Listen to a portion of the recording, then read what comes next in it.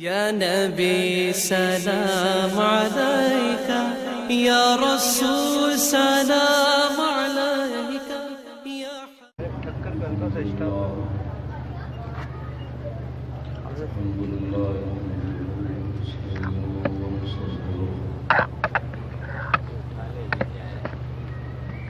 نعوذ بالله من شرور أنفسنا ومن سيئات أعمالنا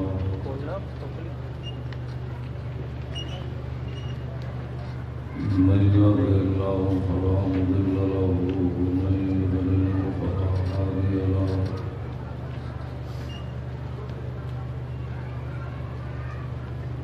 نشهد أن لا إله إلا الله وحده لا شريك له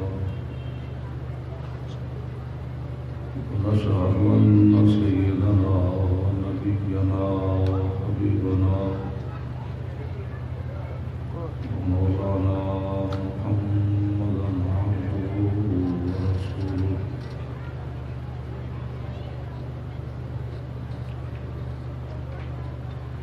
أما بعد فأعوذ بالله من الشيطان الرجيم بسم الله الرحمن الرحيم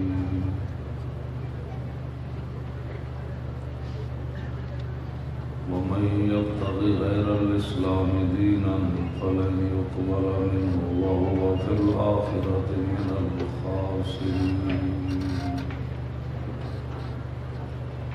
صدق الله العظيم وصدق رسوله النبي الكريم الأمين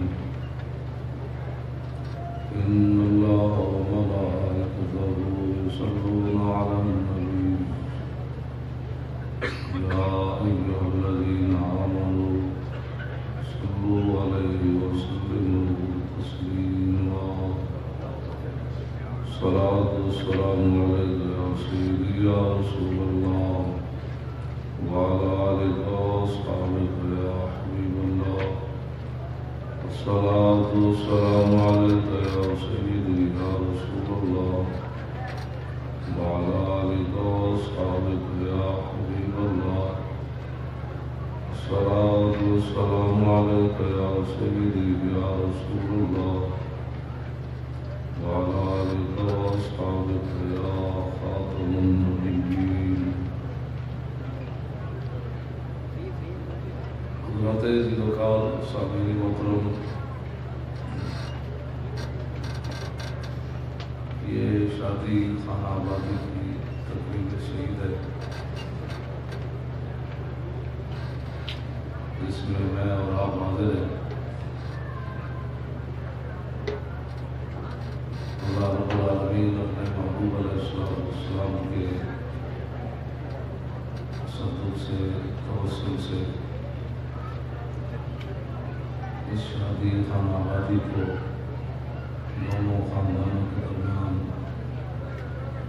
مزید محبت، الفت اور محبت کا ذریعہ بنائے۔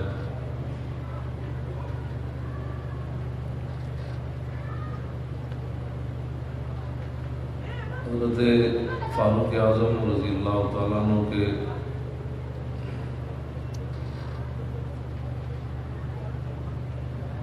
دور خلافت میں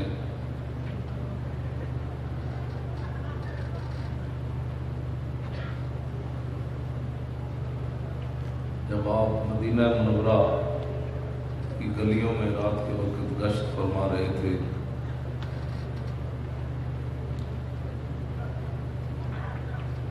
تو ایک گھر سے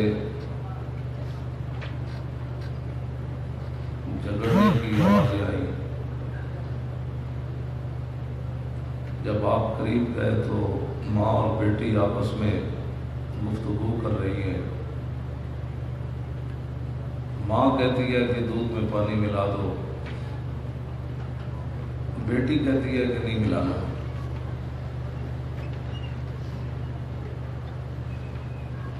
بیٹی کہتی ہے کہ عمر نے منع کیا ملاوٹ نہیں کرنی۔ ماں کہتی ہے عمر کوئی دیکھ رہے ہیں اس وقت۔ بیٹی کہتی ہے کہ عمر نہیں دیکھ رہے تو عمر کا رب تو دیکھ رہا ہے۔ یہ مطلب نہیں تھا کہ ماں سے بیٹی بڑھ گئی تھی، یہ معنی نہیں ہے اس روایت کا۔ اس روایت کا معنی یہ ہے کہ ماں دیکھنا چاہتی تھی کہ میں نے جو بیٹی کی تربیت کی ہے، کیا میری بیٹی پر میری تربیت کا کوئی اثر بھی ہوا ہے کہ نہیں۔ یہ معنی تھا اس کا۔ بیٹی پانی ہی نہیں ملایا،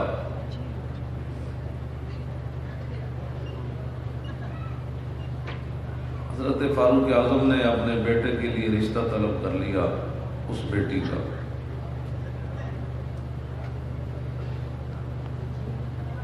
آج لوگ بڑے بڑے گناہ کرنے کے بعد بھی وہ سمجھتے ہیں کہ ہمارے گناہ بھی ایسے ہی جاری رہیں گے، اور پھر مسلمان اوپر بھی آ جائیں گے، پھر کیسر و کسرا دوبارہ مسلمان فتح بھی کر لیں گے، اور ہمارے معاملات اور ہمارے گناہ دین سے دوری، دین سے بغاوت بھی چلتی رہے گی۔ پھر دنیا میں مسلمان حاکم بن کر بھی رہیں گے، دنیا کی قومیں محکوم ہو جائیں گی۔ ایسے نہیں ہوگا۔ یہ اس بچی کی جو نیکی تھی، اس نے دودھ کے اندر پانی نہ ملایا۔ یہ نگاہ عمر دیکھ رہی تھی کہ اس بچی کے آگے بچوں سے ایک ایسا بچہ پیدا ہوگا جس کے دور میں دور عمر واپس آ جائے۔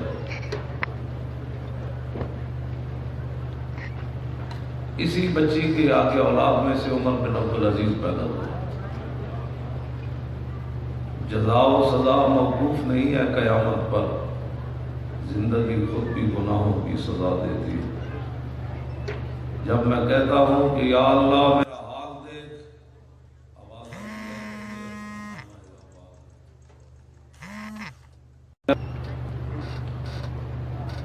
یہ واقعہ بیان کرنے کا کوئی واقعہ تو آپ نے پہلے بھی سنا ہوگا۔ یہ کرنے کا مطلب یہ ہے کہ انسان اپنی طرف سے نیکی اور دین پر چلنا اس کو لازم کرے، آگے نتیجہ ہمارے ذمہ نہیں ہے۔ ہمارا اتنا ہی کام ہے کہ ہم اللہ اور اس کے رسول صلی اللہ علیہ وسلم کے حکم پر چلے، آگے کیا ہوتا ہے وہ ہمارے ذمہ نہیں،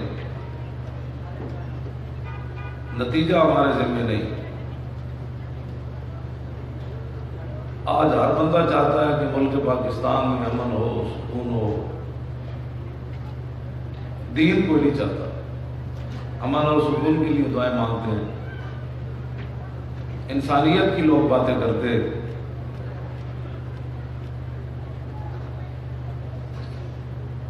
میں حدیث پاک ایک بیان کرنے لگا ہوں، لوگ این جی اوز کے نام پر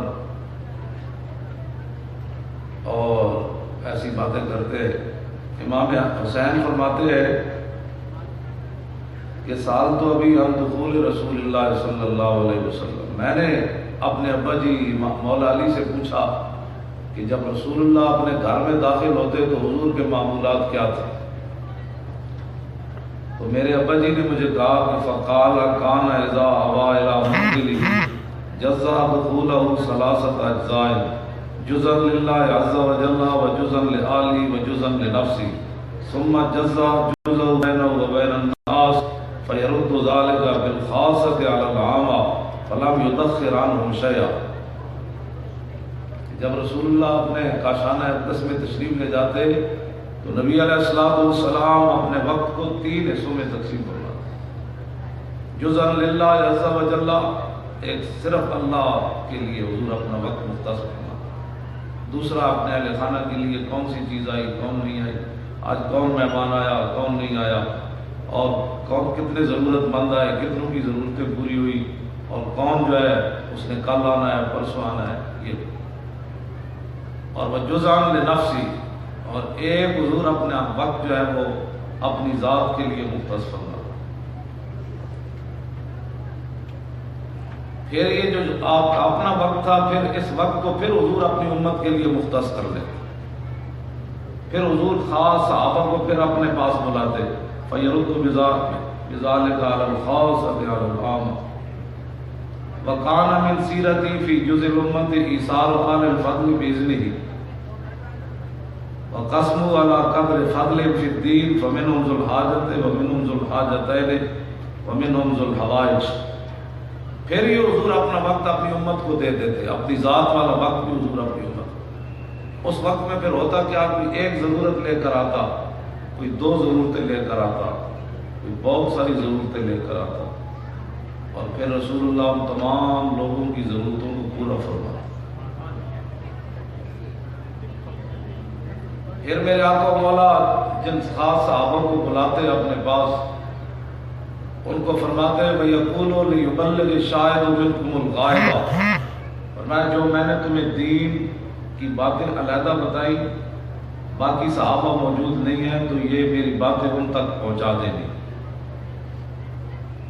آج لوگ بڑی بڑی کچھ فلاں نے یہ کیا، فلاں نے یہ کیا، تو میرے آقا صحابہ کو کیا فرماتے، وَأَبْلِغُونِي حَاجَةَ مَن لَّا يَسْتَطِيعُ إِبْلَاغَهَا، فَإِنَّهُ، اس سے بڑا کیا، NGOs تو صدیوں کے بعد عمر کو اورنگزیب عالمگیر کا مقابلہ بھی نہیں کر سکتی، سوائے ان کا بدماشیوں کی اور کوئی کام نہیں۔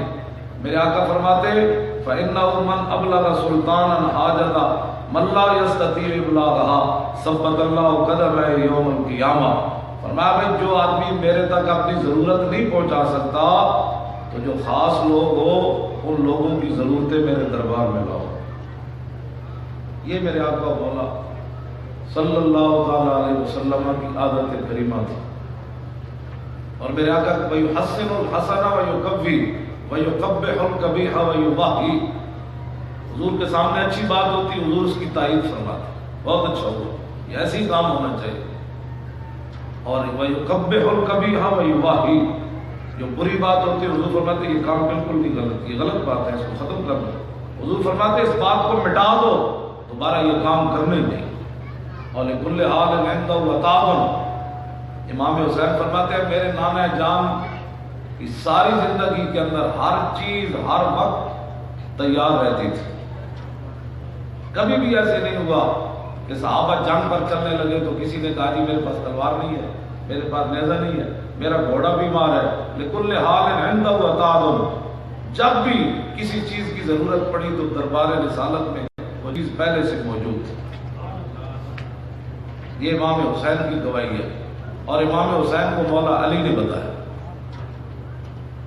اور کیا تھا، یہ تو ویسی تیری ہر ادا پہ ہے جان فدا، مجھے ہر ادا نے مزہ دیا، لا یحسب جلیس ان احدا اکرم علیہ منہ۔ امام حسین فرماتے ہیں کہ 1,24,000 حجۃ الوداع کے موقع پر صحابہ موجود تھے، لا یحسب جلیس ان احدا اکرم علیہ منہ۔ عرفات کے میدان میں ہر صحابی حضور کے پاس آیا، حضور نے خطبہ بھی دیا، لیکن 1,24,000 میں سے کسی ایک نے بھی یہ گمان نہ کیا کہ مجھ سے بڑھ کر حضور کو فلاں سے پیار ہے۔ یہ ہے وہ دربار ہے، لوگوں کی باتیں، فلاں انگریز نے یہ بات کی، فلاں نے، میں نے کہا حضور کی بات کرو۔ کائنات میں 1,24,000 لا یحسب، گمان بھی کبھی کسی صحابی کو نہیں گزرا کہ حضور کو مجھ سے اس سے زیادہ پیار ہے، ہوئی نہیں کبھی۔ یہی تو وہ بات تھی جو ایک بار آیا پھر گردنیں دے دیں پھر واپس نہیں گئی، پھر 70 زخم بھی لگے، سر بھی پھٹ گیا، بازو بھی حضور کا دفاع کرتے ہوئے شل ہو گیا حضرت طلحہ بن عبید اللہ کا۔ تو جب ہوش آیا تو نہ سر دیکھا، نہ بازو دیکھا، نہ زخم دیکھے۔ صدیق اکبر نے منہ پر پانی چھڑکتا انہی سے پوچھا مجھے چھوڑو بتاؤ حضور کا کیا ہے۔ جس آدمی نے زندگی میں حضور کے نام پر کسی کو سخت جملہ بھی نہ کہا، تیر کھانے سامنے کھڑے ہوگا تو بڑی دور کی بات ہے، اور سر حضور کے لیے اپنا قربان کر دینا یہ تو بڑی دور کی بات ہے۔ بازو، حضرت قیس بن عازم کہتے ہیں رأیت یدا طلحہ بن عبید اللہ، یہ تابعی ہے، کہتے ہیں میں نے طلحہ بن عبید اللہ کا بازو وہ شل دیکھا، ایسے لٹکا ہوا تھا۔ وہ بازو کیسے شل ہوا؟ وقع بہن نبی یوم احد، کہ کہ عہد والے دن حضور کا دفاع کرتے کرتے آپ کا بازو ختم ہو گیا تھا. تابعین کہتے ہیں ہم نے بھی اس بازو کی زیارت کی تھی. تو جو حضور کے نام پر کسی کو سخت جملہ نہ کہہ سکا ساری زندگی، حضور کے نام، حضور کی وجہ سے کسی سے ناراض نہ ہو سکا، وہ کس منہ سے قبر کے اندر جا کر کہے گا میں بھی آپ کا ماننے والا ہوں. یہ نہیں، سر تو بڑی دور کی بات ہے نا، سر دینا اور پھر 70 زخم ہونے کے باوجود پھر حضور ٹیلے پر چڑھنے لگے میدان احد میں. تو آپ سوچ سکتے ہیں 70 تلواروں اور تیروں میں زخم لگے ہوئے تھے، بازو بھی ختم ہو چکا تھا، اڑ گیا تھا، تیر لگ کے ایسے تیر بچا رہے تھے. حضور کی طرف جو بھی تیر آتا آگے ہاتھ کیا ہوا تھا، یہ بازو اڑ گیا، سر بھی پھٹ گیا. جب حضور اوپر چڑھنے لگے ٹیلے پر تو یہ طلحہ بن عبید اللہ نے نہیں کہا کہ کسی اور صحابی کو کہ آپ بیٹھ جائیں، آپ کا جسم تو سلامت ہے. پھر نیچے بیٹھ گئے، عرض کی حضور یہاں پاؤں رکھ، یہاں پاؤں رکھ. آج لوگ جو بیٹھ کر دین کے بارے میں باتیں کرتے ہیں، ان سے پوچھا جائے تو نے دین کو دیا کیا ہے؟ تو بیٹھ کر تبصرے کرتا ہے دین پر، پہلے تو یہ بتا تو نے دین کو دیا کیا ہے؟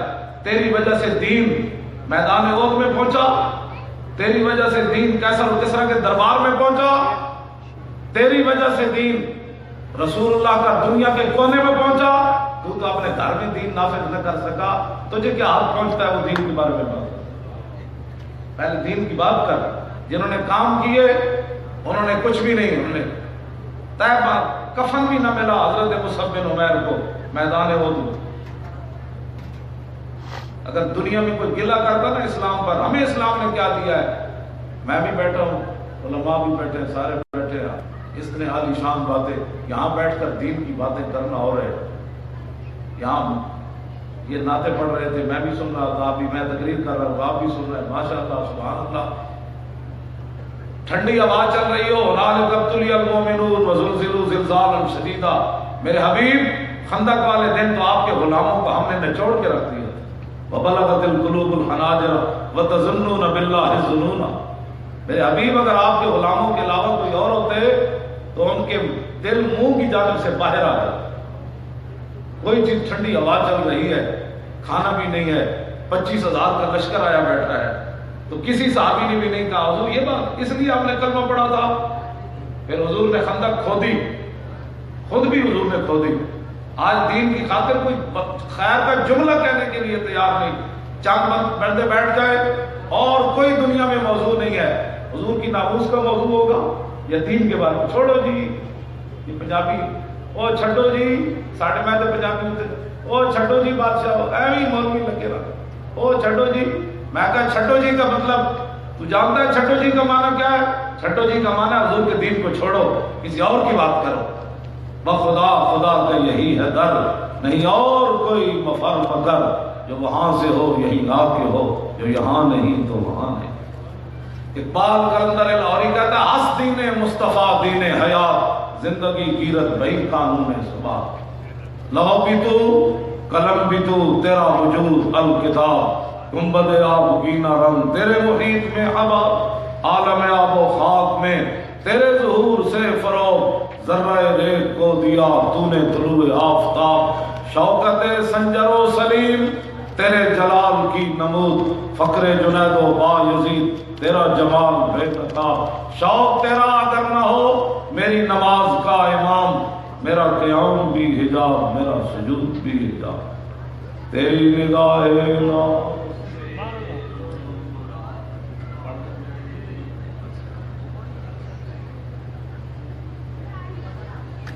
تیری نگاہ ناز سے دونوں مراد پا گئے.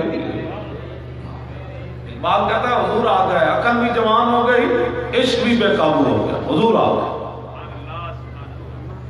بس حضور آ گئے، بات ختم نہ. حضور آ گئے، بیت المقدس فتح ہوا تو جشن کیا منایا گیا جی؟ صحابہ نے کہا جشن ہونا چاہیے. فاروق اعظم تشریف لے گئے، جشن پتہ ہے کیا منایا گیا؟ حضرت عمر فرمانے لگے کہ آج زور کی اذان بلال نے، بس جب بلال اذان دیں گے ہمارے مسئلہ پورا ہو جائے گا، حضور کا یاد تازہ ہو جائے گا. بس انہیں جانا انہیں مانا نہ رکھا غیر سے کام، للہ الحمد میں دنیا سے مسلمان ہے۔ میدان احد میں کافروں نے، حضور نے جو لوہے کی ٹوپی پہنی ہوئی تھی نا، خوض، کافروں نے پتھر مارا، وہ خوض کی جو کڑیاں تھی لوہے کی وہ آگے یہاں ایسی ہو گئی۔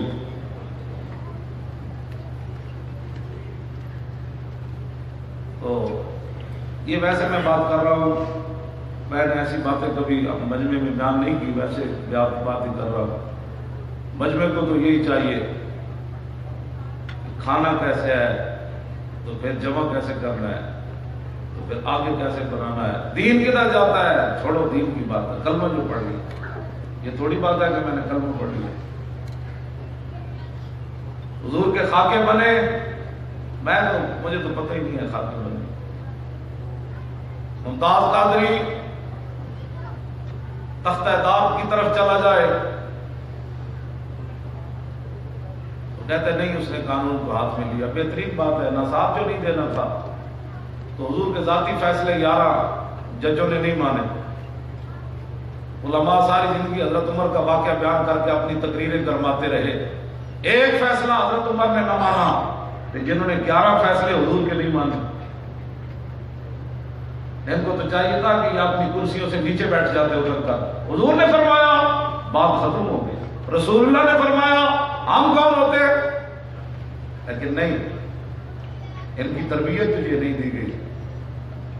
یہ تو میرے آقا نے فرمایا نا بیٹھ جاؤ، تو عبداللہ بن رواحہ مسجد کے دروازے کے باہر سے آ رہے تھے مسجد نبی شریف میں، وہ دروازے کے باہر بیٹھ گئے، تو صحابہ نے کہا حضور نے آپ کو تو نہیں فرمایا بیٹھ جائیں، کہا آپ مجھے فرمایا تو نہیں، میرے کان میں بیٹھنے کی آواز تو پڑی ہے نا۔ بات تو اتنی تھی، میرے ہاتھ میں تھا جب تک میرے مصطفیٰ کا دامن، میرے پاؤں چومتی تھی یہی گردش زبان۔ اب دین ہے کیا؟ کلندر لاہوری اس بات سے پوچھتے ہیں، ایک بات کہتا ہے دین سراپا سوختن اندر طلب، انتہائش عشق و آغازش ادب۔ اقبال کہتا ہے دین نامی حضور کی طلب میں، حضور کی محبت میں پگھل جانے کا نام دین ہے، بس اور اس کے علاوہ دین ہے ہی کوئی۔ دین سراپا سوختن اندر طلب، حضور کی طلب میں جل جانے کا نام دین ہے، اور اس کی انتہا عشق ہے اور اس کا آغاز ادب ہے۔ آغاز ادب کیسے ہے کہ صدیق اکبر کو کئی سانپ لڑے، لم یتحرک مخافت ان ینتبہ رسول اللہ، ایسے بھی نہ ہوئے کہیں حضور کی نیند میں خلل نہ ہو۔ یہ ادب ہے، اس کی ابتدا ادب ہے اور انتہا عشق ہے کہ آج پھر صدیق اکبر کہاں لیٹے ہیں ساری دنیا کو پتہ۔ بات کہتا ہے یہ دین ہے، بس اس کی انتہا، آغاز تو اس کا ادب ہے لیکن اس کی انتہا جو ہے وہ پھر عشق ہے۔ واحد صحابی ہیں حضرت شماس بن عثمان، جن کا حضور نے جنازہ نہیں پڑھایا میدان احد میں، سال بھر کے حضرت امیر حمزہ کا 70 بار پڑھا دیا، جو ہے 70 بار، لیکن شماس بن عثمان کا حضور نے جنازہ نہیں پڑھایا ہی نہیں، ایک بار کا پڑھایا ہی نہیں حضور نے۔ یہ واحد صحابی ہیں جن کا حضور نے جنازہ نہیں پڑھایا میدان احد میں۔ جب رسول اللہ کی طرف تیر چلے نا، آج جو اپنی جانیں بچاتے ہیں نا بھائی، میں بچ جاؤں، میرے ویزے بچ جائیں، میری فیکٹری بچ جائے، میرا گھر بچ جائے، میرے بچے بچ جائیں، قدر نبی دا قدر یوسف دا معلوم ہویا بھائیاں مصر گیانو۔ پہلے تو بھائی بیچتے رہے نا، جب مصر میں پہنچے تو پھر پتہ چلا کہ یہی یوسف ہے، تو عالم لوہار ہمارے پنجاب کا گانے والا بات بڑی کر گیا، کہنے لگا قدر یوسف دا معلوم ہویا، معلوم سے معلوم، قدر یوسف دا معلوم ہویا بھائیاں مصر گیانو، تے قدر نبی دا معلوم ہو سی قبراں وچ پیانو۔ جس دن سارے پٹی ڈال کر آ جائیں گے اس دن پھر پتہ چلے گا جن کے لیے میں اکٹھا کرتا رہا وہ تو مٹی ڈال کر چلے گئے، آنا وہاں رسول اللہ نے ہے۔ بس جو میرے آقا نے رخ انور پھیر لیا کہ تیرے پاس تو میرے لیے ٹائم ہی کوئی نہیں تھا، تو جس مجلس میں بیٹھتا تھا، نہیں مسلمانوں کی اتنی سختی نہیں کرنی چاہیے، مسلمان ایسی پستی مسلمان نرم، سختی مسلمانوں کو واقعی نہیں کرنی چاہیے، کوئی اور مسائل ہوں گے، لیکن جب حضور کی عزت کی بات آئے تو پھر شماس بن عثمان کی طرح جب اچانک تیر چلے میدان احد میں حضور کی طرف، ہر طرف سے تیر چلے، تو شماس بن عثمان حضور کے ایسے ارد گرد گھومے، ایسے کر کے ایسے کر کے گھومے، وہ ایسی دنیا میں کوئی مشین بھی نہیں ہوگی، ایک تیر بھی حضور کی طرف نہیں آنے دیا۔ یہ ایمان ہے، کوئی تیر آنکھ پہ لگا، کوئی منہ پہ لگا، کوئی ادھر لگا، کوئی ادھر لگا، لیکن ایک تیر حضور کی طرف نہیں آنے دیا۔ جب جنازے کی باری آئی تو میرے آقا نے فرمایا شماس بن عثمان کا جنازہ نہیں پڑھنا، جنازہ تو صحابہ تو ویسے ہی بخشے ہوئے، اللہ ان سے راضی، رسول اللہ ان سے راضی، بلندی درجات کے لیے ہمارے علماء نے لکھا کہ حضور نے شماس بن عثمان کا جنازہ اس لیے نہیں پڑھایا، فرمایا میں نے جنازہ پڑھانا تھا بلندی درجات کے لیے۔ شماس بن عثمان نے ایسے گھوم کر اپنے جسم پر سارے تیر لے کر اپنے نبی پر قربان ہو کر وہ مقام حاصل کر لیا، آگے جگہ ہی کوئی نہیں رہی۔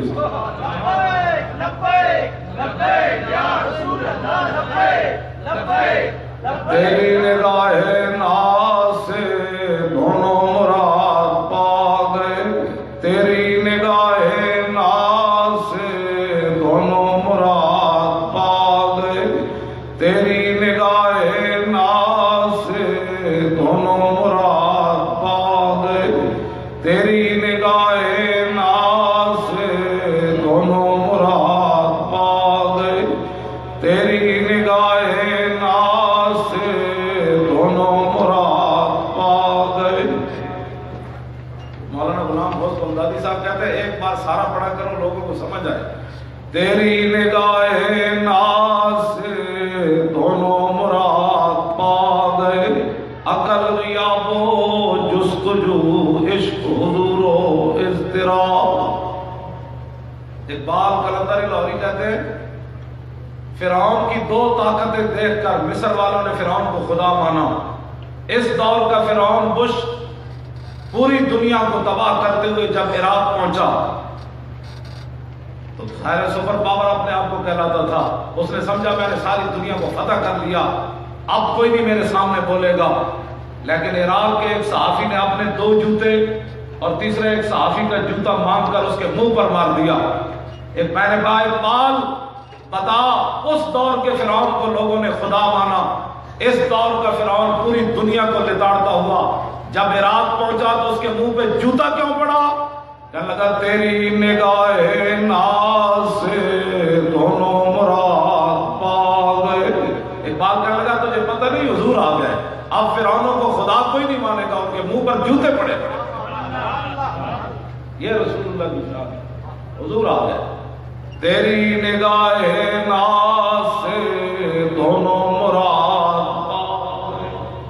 میں نے کہا اقبال 5 سالہ بیٹا ہو ممتاز قادری کا، بوڑھا باپ ہو، والدہ تو اس کی فوت ہوئی ہے، بہنیں بڑی ہو، پھانسی کے پھندے کی طرف جاتے ہوئے وہ سارے اس کو روانہ کرے اور باپ ممتاز سے پوچھے آخری بات کوئی کہتے ہوئے جا، اب تو پھندے کی طرف جا رہا ہے، تو ممتاز مسکرا کر نہ بیٹے کو دیکھ کر روئے، نہ بہنوں کو دیکھ کر روئے، نہ بوڑھے باپ کو دیکھ کر روئے، پھندے کی طرف چلتے ہوئے اپنے باپ کو کہے ابا جی 5 سال آپ سے باتیں کرتا رہا، اب ذرا دیکھیں کہ حضور کا غلام پھندے کی طرف جاتے کیسے ہیں، وہ یہ دیکھیں، یہ منظر دیکھیں۔ میں نے کہا اقبال اور پھندے کی طرف جاتے ہوئے ممتاز مسکرایا کیوں؟ کہنے لگا تیری نگاہ ناز سے دونوں مراد پا گئے۔ میں آپ پھندے کی طرف جاتے ہوئے او غلام کبھی روئے گا نہیں، قیامت تک مسکراتے ہوئے جائے گا، کیونکہ حضور آ گئے، بات ختم ہو گئی۔ بس ایسی میں نے 2 باتیں کرنی تھی آپ حضرات کے سامنے۔ حضور سے پیار کرنا ہے اور بغیر سوچے سمجھے پیار کرنا ہے، فتوے کے بغیر پیار کرنا ہے، فتویٰ پوچھے بغیر حضور سے پیار کرنا ہے، اور پیار ایسے کرنا ہے کہ کافر بھی متاثر ہو۔ یہ نہ پیار کریں کہ باس کر رہے تھے مسلمان، حدیبیہ کے مقام پر عروہ بن مسعود آئے مذاکرات کرنے کے لیے۔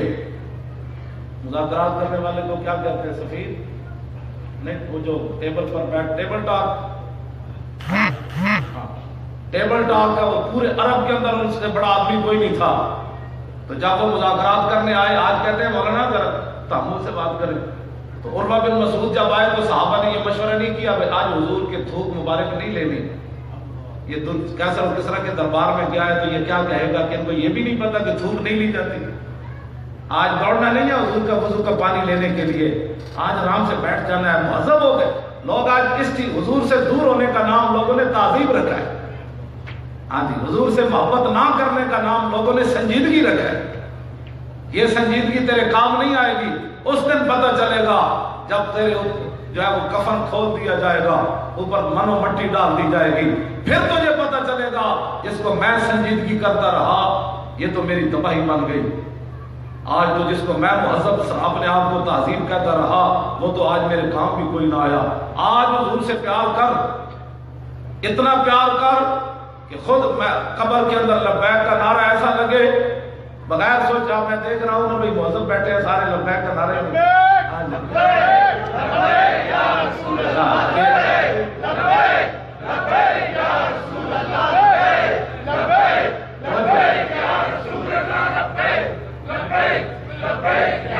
توجہ.